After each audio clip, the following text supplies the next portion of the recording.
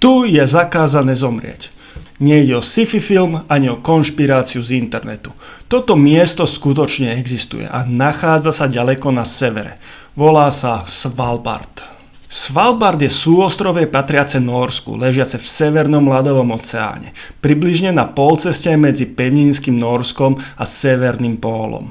Väčšinu roka je tu extrémna zima, teploty hlboko pod nulou a krajina pokrytá ľadom a snehom. Na Svalbarde žije len okolo 2500 ľudí a väčšina z nich býva v hlavnom meste Longyearbyen.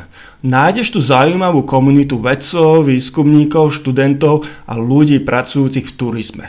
Zaujímavosťou je, že na ostrove žije viac ľadových medveďov než ľudí, preto miestni často nosia pri odchode z domu pušku.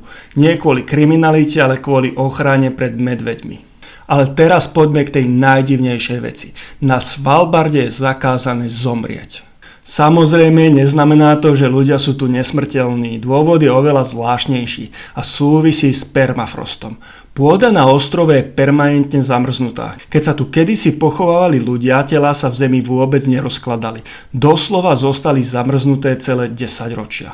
Vedci dokonca zistili, že v telách pochovaných obetí španielskej chrípky z roku 1918 sa stále nachádzali zachované vírusy. To znamená, že potenciálne nebezpečné choroby by sa mohli v zamrznutej pôde zachovať veľmi dlho. Preto miestne úrady už v 50 rokoch rozhodli, že ľudí tu nebudú pochovávať. Ak niekto vážne ochorie alebo zomrie, telo sa prevezie na pevninské Nórsko, kde prebehne pohreb. Podobne zvláštne pravidlo platí aj pre seniorov. Keď človek dosiahne vysoký vek alebo vážne ochorie, väčšinou sa presťahuje späť na pevninu, aby sa predišlo tomu, že by zomrel priamo na ostrove. Ak si myslel, že toto je tá najdivnejšia vec, ktorú na tomto ostrove zažiješ, mýlil si sa. Na Svalbarde je taktiež nelegálne sa narodiť. Miestne nemocnice totižto nie sú vybavené na pôrody, preto sa tehotné ženy niekoľko týždňov pred termínou presúvajú na pevninské Nórsko. Takže je to jedno z mála miest na svete, kde je zároveň zakázané zomrieť a nemožné sa narodiť. Svalbard je ale fascinujúci aj z úplne iného dôvodu.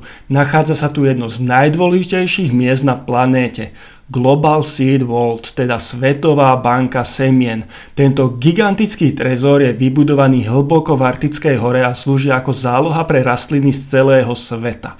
Predstav si to ako poistku pre ľudstvo. Vo vnútri sú uložené stovky tisíc druhov semien. Od pšenice cez ryžu až po rôzne druhy zeleniny a rastlín. Tieto semená sa tu dovážajú z celého sveta. Ak by niekedy došlo k globálnej katastrofe, vojne alebo kolapsu poľnohospodárstva, vedci by mohli tieto semená použiť na znovuobnovenie plodín. Svalbard bol vybraný práve kvôli svojej extrémnej klíme. Permafrost a stabilné teploty pomáhajú udržiavať semená zmrazené a bezpečné. Dokonca, aj keby zlyhala elektrina, prirodzený chlad by ich dokázal uchovať veľmi dlho. Niektorí ľudia preto nazývajú toto miesto Noémovou archou pre rastliny.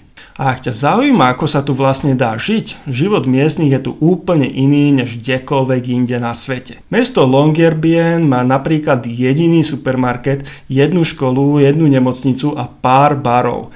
Keď príde zásobovacia loď alebo lietadlo z Nórska, miestni presne vedia, že dorazili čerstvé potraviny. Komunita je veľmi malá, takže sa tu takmer všetci poznajú. Ale paradoxne, napriek tomu, že ide o miesto blízko severného pólu, život tu môže byť prekvapivo spoločenský. V zime, keď je vonku niekoľko mesiacov tma, sa ľudia stretávajú na koncertoch, v baroch alebo pri rôznych komunitných akciách. A aby týchto podivností nebolo málo, na tomto ostrove je zakázané mať mačky, aby neohrozovali miestne vtáctvo. A čo tu robia turisti? Aj napriek extrémnym podmienkám sa Svalbard stal populárnou destináciou pre dobrodruhov. Turisti sem chodia pozorovať polárnu žiaru, jazdiť na psích záprahoch alebo sa vydajú na výpravu za ľadovými medveďmi. Jednou z najväčších atrakcií je práve návšteva oblasti okolo Seed Vaultu, aj keď samotný trezor nie je bežne prístupný verejnosti. Svalbard je teda oveľa viac než len zamrznutý ostrov na konci sveta. Je to miesto plné zvláštnych pravidiel, vedeckých objavov a príbehov, ktoré by sa len ťažko vymysleli.